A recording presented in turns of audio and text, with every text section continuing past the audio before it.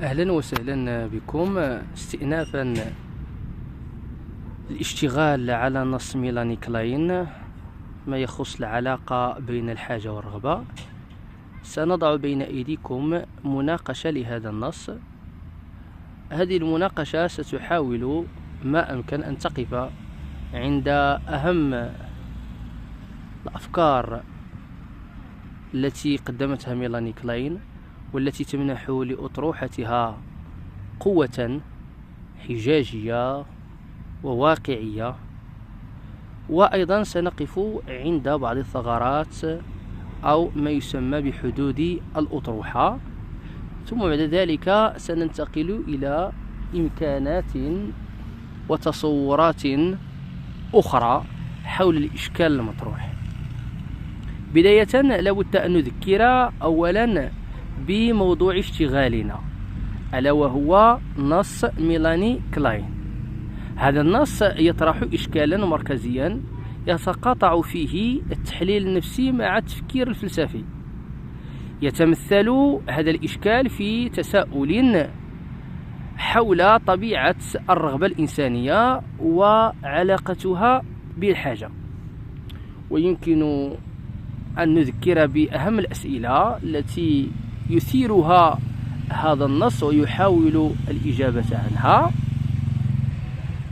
بداية، هل الرغبة مجرد امتداد للحاجة البيولوجية، أم أنها تتجاوزها لتؤسس بعدا نفسيا ورمزيا مستقلا؟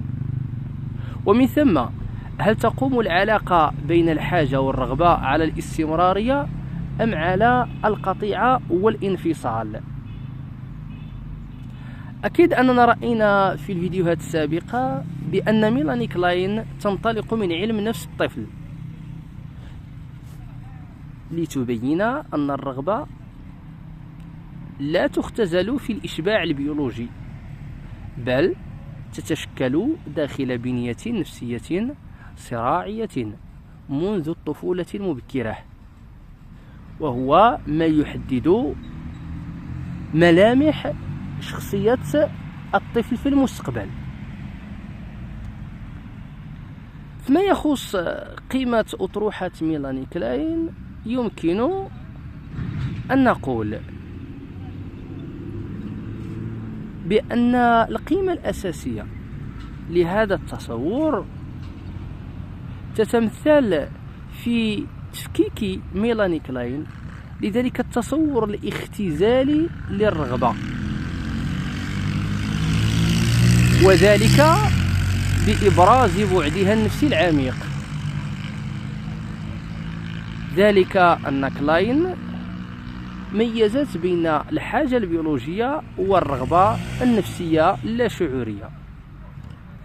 فعلاقة الطفل الرضيع بثدي الأم لا تقتصر على إشباع الجوع، بل هي علاقة شيئية مشحونة بالخيال والقلق والدوافع التدميرية، مما يجعل الثدي يتحول إلى موضوع نفسي يسقط عليه الطفل حاجته إلى الأمان والحماية والطمأنينة وإزالة القلق الاضطهادي.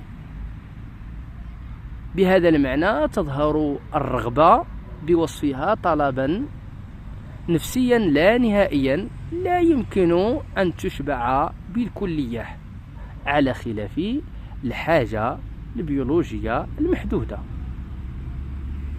كما أن كلاين أبرزت أن الصراع بين الرغبة وإشباعها ليس خللا في النمو، بل على العكس من ذلك، هذا الصراع هو شرط أساسي لهذا النمو، وذلك يتمثل في الإحباط المعتدل لرغبة الطفل وحاجته، مما يساهم في بناء مفهوم الواقع ويدعم تثبيت أناه، وأيضا يفتح المجال للإعلاء والأنشطة الإبداعية في المستقبل.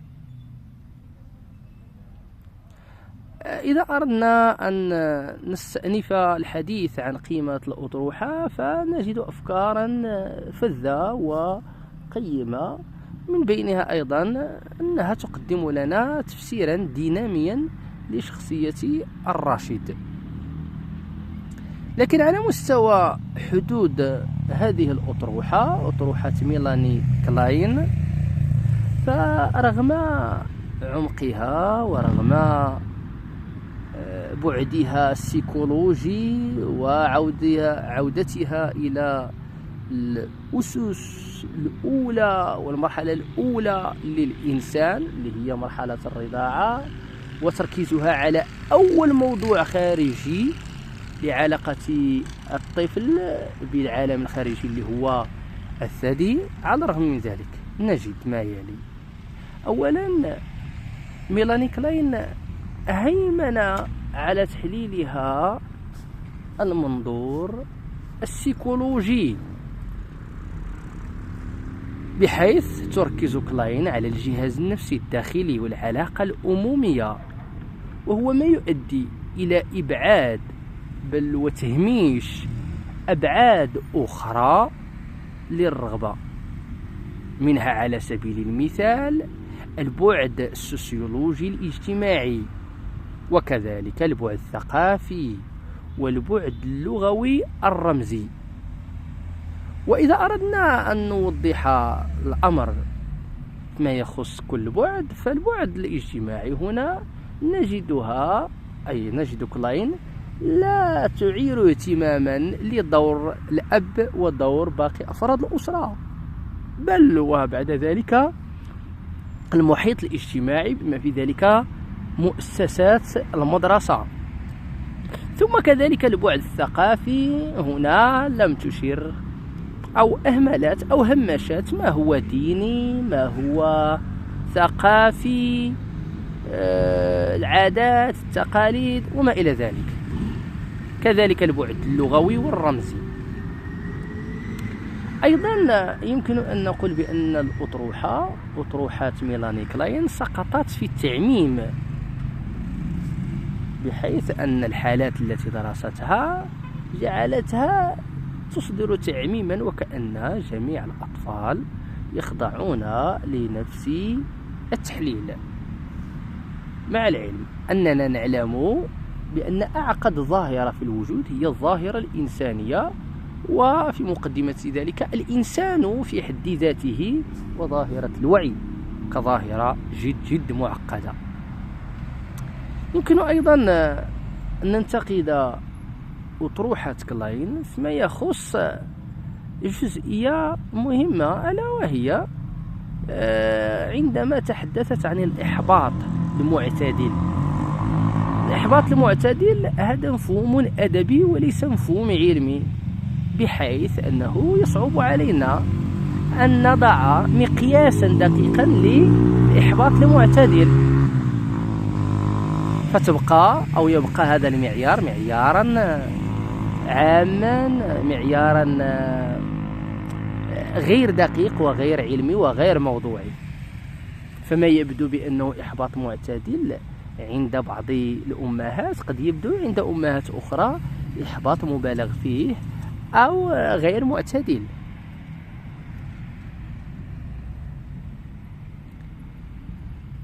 إذن هنا يمكن أن ننفتح على تصورات وإمكانات أخرى تناقش هذا الإشكال، اللي هو إشكال علاقة الرغبة بالحاجة. وهنا نقف عند التصور الأنثروبولوجي الأمريكي رالف لينتون. كما نعرف بأن الأنثروبولوجيا تهتم بثقافة المجتمعات.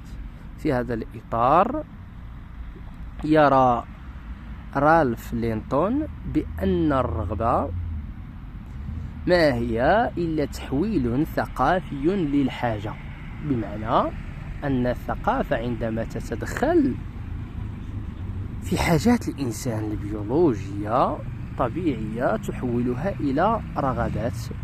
ويقدم لنا مثالا على ذلك اللباس. فاللباس كظاهرة ثقافية هو في الأصل حاجة بيولوجية، يوضع على الجسم للحماية من درجة الحرارة المرتفعة أو المتدنية. غير أنه في المجتمعات وفي الثقافات المختلفة فاللباس يلعب أدوارا أخرى تتجاوز ما هو بيولوجي، ليعبر عن المكانة الاجتماعية، يعبر عن الذوق، يعبر حتى عن الميولات الجنسية. وأنتم تعرفون الألوان ودورها في تحديد الميولات الجنسية، وهذه الألوان منها ما هو ثقافي عام مشترك بين الثقافات ومعلوم لدى الجميع، ويعني لنقول تمت عولمته، مثل ألوان قوس قزح. ومنها الألوان التي تبقى في كل ثقافة، فنجد ألوان يميل إليها الإناث وألوان يميل إليها الذكور.